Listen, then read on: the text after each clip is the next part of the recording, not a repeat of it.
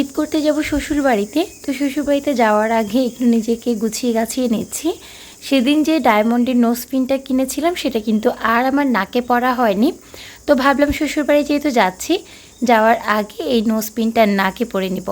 তো আমি নোজ পিনটা নামিয়ে নিয়েছি, আর অনেক আপুরাই হচ্ছে এটা দেখতে চেয়েছিলেন, তাই আবারও একটু ক্লোজ ভিডিও করে দিচ্ছি আমার নোজ পিনের ডিজাইনটা।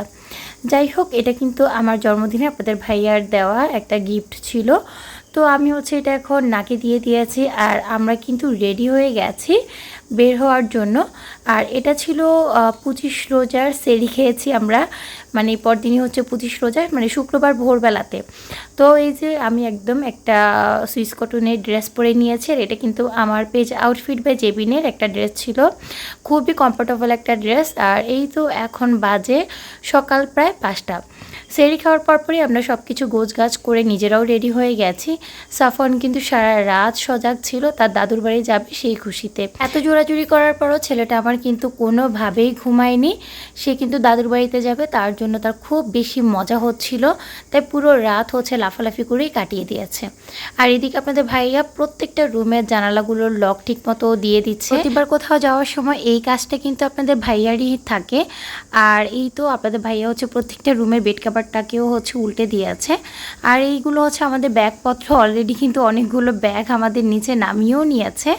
আমরা নোয়াখালীতে যাওয়ার সময় প্রত্যেকবার অনেক অনেক অনেক ব্যাগ হয়ে যায়। আর এবার যেহেতু ঈদে সবার জন্য গিফট কেনা হয়েছে, ব্যাগের পরিমাণটা একটু বেশি হয়েছে। তো সাফওয়ানকে বলেছিলাম একটু সবাইকে হাই করো, ও একদম সিঁড়ি থেকে নেমে গিয়ে সবাইকে হাই করছিল। যাই হোক, সব কিছু গোছগাছ করে আমরা বের হয়ে যাচ্ছি, আর আপনাদের ভাইয়া হচ্ছে দরজাটা লক করে দিচ্ছে। ঈদ করতে যাব বাড়িতে, খুব বেশি খুশি লাগছিল, কিন্তু এই খুশি লাগার মধ্যেও কেন জানি খুব মন খারাপ লাগছিল।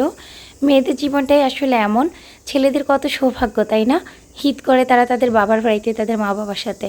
আর আমরা মেয়েরা থাকি মা বাবার থেকে অনেক দূরে।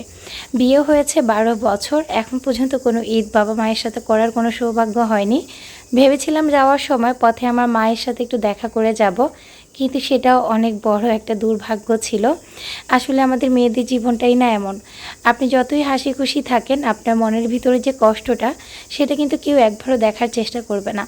আমি গাড়িতে যেতে যেতে অনেক বেশি মিস করছিলাম আমার আম্মুকে।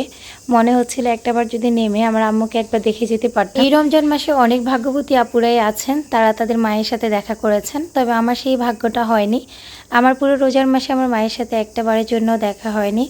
মনটা খুব খারাপ করেই হচ্ছে শ্বশুরবাড়ির দিকে এগিয়ে যাচ্ছি।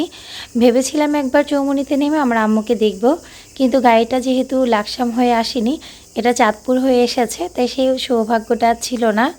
মনের কষ্ট মনে রেখেই চলে এসেছি শ্বশুর বাড়িতে। যে মনকে এইভাবে সান্ত্বনা দিচ্ছি যে আমার মতো হয়তো অনেক আপুরাই আছে যারা তাদের মায়ের সাথে একটা ঈদও করতে পারে না বিয়ের পর থেকে, বা কোনো রোজাও করতে পারে না। শুধু তো আমি এমন দুর্ভাগী না, আমার মতো অনেক দুর্ভাগী বা অভাগী আপুরা হয়তো আছে। যাই হোক, আমি, সুমাইয়া, সাফওয়ান আমরা সবাই গাড়ির মধ্যে ঘুমিয়েছিলাম। আর সাপু তো এত ঘুমাচ্ছিল যে ওর দাদুর বাড়িতে চলে এসেছি, ওর কোনো হুঁশই নেই।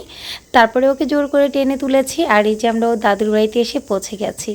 সাবধান তো ওকে দেখে ভীষণ খুশি, সে তার ভাইকে অনেক দিন পর পেয়েছে। আর এই যে সাফওয়ান তো ঘুম থেকে উঠেই হচ্ছে অবাক হয়ে গেছে, কারণ সে এখন তার দাদির বাড়ি চলে এসেছে। তো আমরা গাড়ি থেকে সবাই নেমে ঘরের দিকে গিয়েছি। তারপর অনেকক্ষণ বিশ্রাম করার পর দেখলাম যে আমার জন্য আমার পছন্দের মাছ আনা হয়েছে। এই মাছটাকে এখানে আমার শাশুড়িরা চেউয়া মাছ বলে বা চিরিং মাছ বলে, সাদা চিরিংটাই বলে বেশি থাকে, তবে কেউ কেউ আবার চেউয়া মাছও বলে থাকে। এই মাছটা আমার ভীষণ পছন্দ, টমেটো দিয়ে ঝাল ঝাল করে আমার জন্য আজকে এই চেউয়া মাছ বা চিরিং মাছ রান্না করা হবে।